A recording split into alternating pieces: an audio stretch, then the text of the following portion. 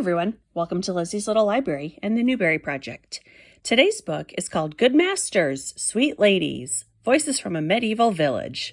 It is the 2008 winner, written by Laura Amy Schlitz, another librarian winner. She wrote this as a play for a group of students, none of whom wanted a small part, so they all got a monologue. In the author description, she said it's so every child could be a star. Not to mention, what's with the Newbery obsession with the medieval world? They have consistently selected books in this setting. And it's not just medieval time period anywhere. It is specifically Northern Europe and Great Britain. All the way back to the 1920s, they keep revisiting this genre. The most recent was Crispin in 2003. Maybe it's me, but are kids really that obsessed with this time period? This book specifically is a manor in England in 1255. And it's like, how many times have we heard this story? There is a map of the manor that shows where each person works. So that was nice. And this particular book, at least the copy I got, has a very nice presentation. It has glossy pages. In the foreword, the author mentions that the stories can be read in any order, so I did like that. And she includes side notes that explain the significance of terms or events, and I found the stories do flow better when they're read out loud. So, the actual stories. Hugo, the Lord's nephew, who kills a boar. Taggett, the blacksmith's daughter, who helps Hugo's horse and feels a little crush on the boy. Will, the plowboy. His story is written in paragraph form. No particular reason for the style change. He talks about farming. There is a one-page aside that explains the three-field system, and I didn't hate that part. Alice, a shepherdess, who was nursed by a sheep. What? And then nurses her sister sheep back to life. Thomas, the doctor's son, who learns to fleece his patients, and I don't think this is the message we want to be sending. Constance, who is on a pilgrimage for healing. Maug, whose mother tricks the master after her abusive husband dies. Otho, the miller's son, who already knows how to cheat the farmers that use the mill. Jack, a half-wit, brother to Maug of the previous story. Jack was severely beaten by his father, and it seems most of these stories are about abuse or cheating, and I don't like that. Simon, the knight's son. Dad lost their money serving as a knight, so Simon seems destined to become a monk. There is an informational interlude about the expense of being on the Crusades, and I did like that historical side note there. Edgar, the falconer's son, who is planning to free his bird. Isabel, the Lord's daughter, whose dress is stained, and she's lamenting why no one likes her. Barbary, the mudslinger, who ruined Isabel's dress. He was overwhelmed watching his younger brothers, and he was jealous of her. The next story is for two performers. We have Jacob ben Salomon, the moneylender's son, and Petronella, the merchant's daughter. They throw rocks together, even though, as a Jew and a Christian, they should be enemies. Laudy, the varlet's child. A varlet is defined as a man who looks after animals. She bemoans the fleas that they can't escape, and that was kind of funny and a lot gross. Park, the runaway, again written in paragraph form. He recounts a time a girl took pity on him and gave him dog scraps.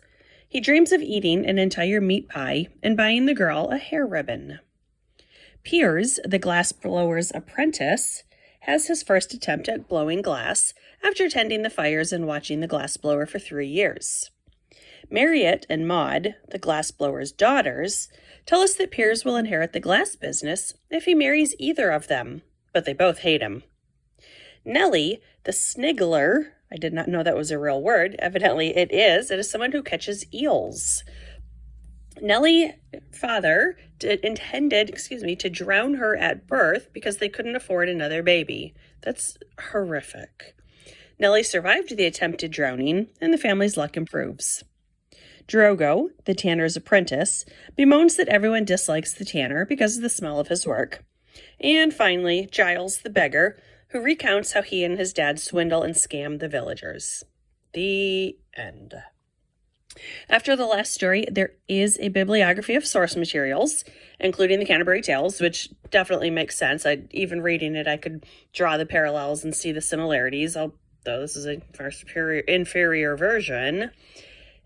This book was fine. I mean, it was definitely better than the one by Fleischman, the last poetry book about the one with all the bugs in it.